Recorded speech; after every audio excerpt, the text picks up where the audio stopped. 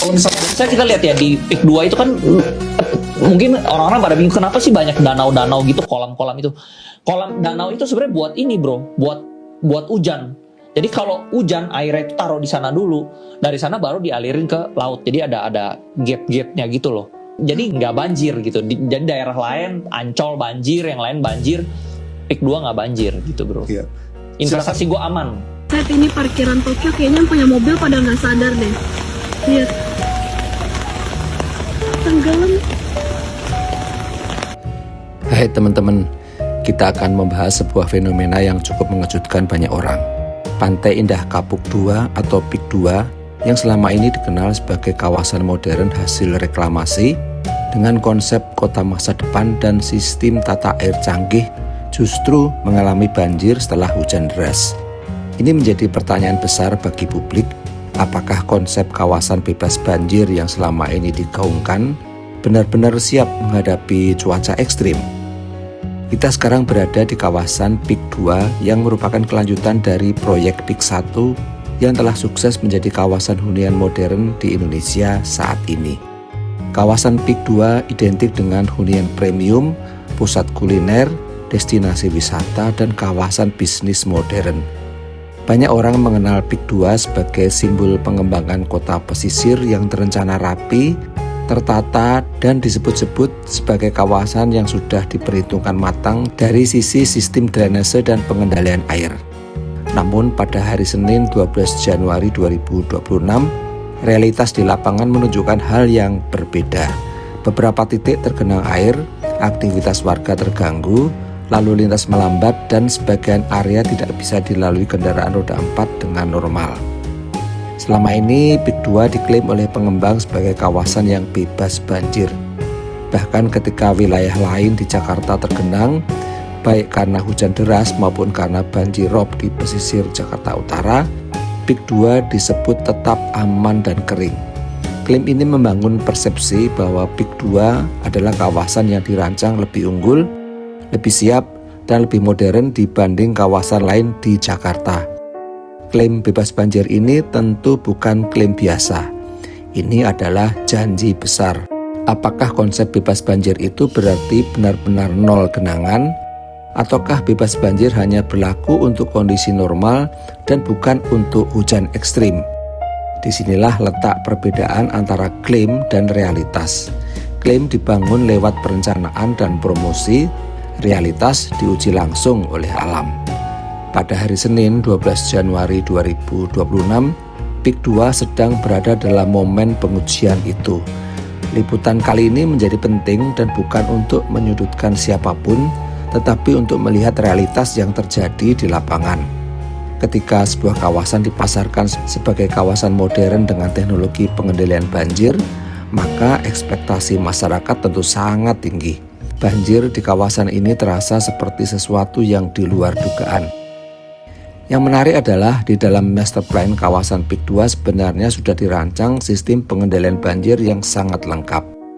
Ada kolam-kolam tampungan atau polder yang berfungsi sebagai penampung air hujan, ada pompa-pompa besar yang diklaim siaga 24 jam. Sistem ini dirancang bekerja otomatis untuk menyedot air dari kawasan dan membuangnya langsung ke laut. Secara konsep ini adalah sistem modern yang biasa dipakai di kota-kota pesisir dunia. Artinya ketika hujan turun, air tidak dibiarkan mengenang. Air akan masuk ke kolam penampungan, lalu dipompa keluar secara bertahap agar permukaan kawasan tetap kering dan aman. Karena itulah selama ini PIK 2 begitu percaya diri diklaim sebagai kawasan bebas banjir. Kawasan yang disebut bebas banjir justru ikut terdampak. Ini bukan sekedar soal ada atau tidaknya genangan, ini soal makna dari sebuah klaim. Ketika sebuah kawasan menyebut dirinya bebas banjir, maka standar yang dipakai publik bukan lagi ringan. Bebas banjir berarti tahan terhadap kondisi ekstrim, tahan terhadap hujan lebat, tahan terhadap kombinasi hujan dan pasang laut.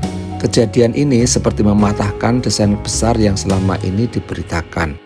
Bukan berarti sistemnya gagal total, tetapi menunjukkan bahwa desain bebas banjir itu belum tentu sekuat yang dibayangkan. Ada batas kemampuan, ada kapasitas maksimum, dan ketika alam melampaui kapasitas itu, maka realitas berbicara. Disinilah kita belajar bahwa perencanaan secanggih apapun tetap harus diuji oleh kondisi nyata. Bukan lewat brosur, bukan lewat presentasi, tetapi lewat hujan, lewat air, dan lewat kejadian langsung di lapangan. Fenomena banjir yang terjadi di Peak 2 tidak bisa dilepaskan dari perubahan iklim global. Pada Senin 12 Januari 2026, kita tidak lagi berhadapan dengan hujan biasa. Kita sedang menghadapi hujan ekstrim. Intensitasnya tinggi, volumenya besar, dan datangnya semakin sering. Kawasan modern dengan sistem drainase canggih tetap bisa tergenang ketika alam bekerja di luar perhitungan normal. Artinya, banjir di Peak 2 bukan hanya soal desain kawasan. Ini adalah gambaran kecil dari tantangan besar yang sedang dihadapi kota-kota modern di seluruh dunia.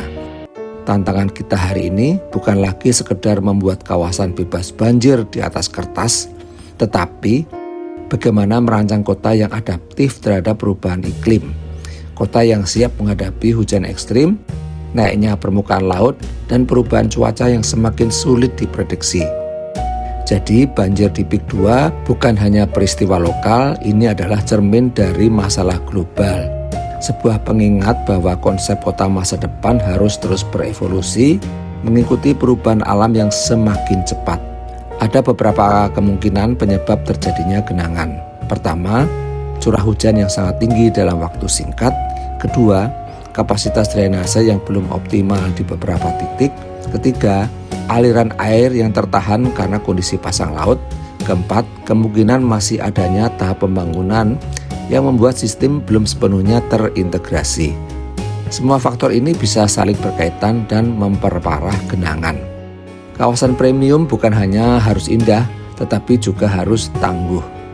Penting untuk kita bersikap adil, banjir tidak selalu berarti gagal total. Bahkan kota-kota besar di dunia dengan sistem modern pun masih bisa mengalami banjir saat hujan ekstrim. Yang terpenting adalah bagaimana respon pengelola kawasan, seberapa cepat air surut, dan bagaimana evaluasi dilakukan setelah kejadian. Apakah sistem diperbaiki? Apakah kapasitas pompa ditambah? Apakah jalur drainase diperlebar? Itulah ukuran keseriusan pengelolaan kawasan. Menariknya, banjir di Peak 2 memunculkan reaksi beragam di masyarakat. Ada yang prihatin, ada yang biasa saja, bahkan ada juga yang merasa puas. Bukan karena mereka membenci penghuninya, tetapi karena selama ini Peak 2 dipersepsikan sebagai simbol eksklusivitas, simbol kawasan sempurna, simbol yang seolah tidak pernah tersentuh masalah kota. Ketika kawasan seperti itu akhirnya ikut tergenang, muncul rasa bahwa semua manusia dan semua kota pada dasarnya setara di hadapan alam. Banjir di Peak 2 adalah pengingat bahwa tidak ada kawasan yang sepenuhnya kebal terhadap alam. Teknologi dan perencanaan bisa meminimalkan resiko, tetapi tidak bisa menghilangkannya 100%. Yang terpenting adalah transparansi, evaluasi, dan perbaikan berkelanjutan. Kawasan modern seharusnya bukan hanya menjual citra, tetapi juga menunjukkan kesiapan menghadapi realitas. Bagaimana menurut kalian? Apakah banjir di Peak 2 ini masih dalam batas wajar untuk sebuah kawasan pesisir modern, atau justru menjadi tanda bahwa ada yang perlu dibenahi lebih serius? Tulis pendapat kalian di kolom komentar. Saya, Wibi Kembara, ingin agar kita bisa terus membahas fakta-fakta menarik seputar kota, properti, dan perkembangan urban di Indonesia.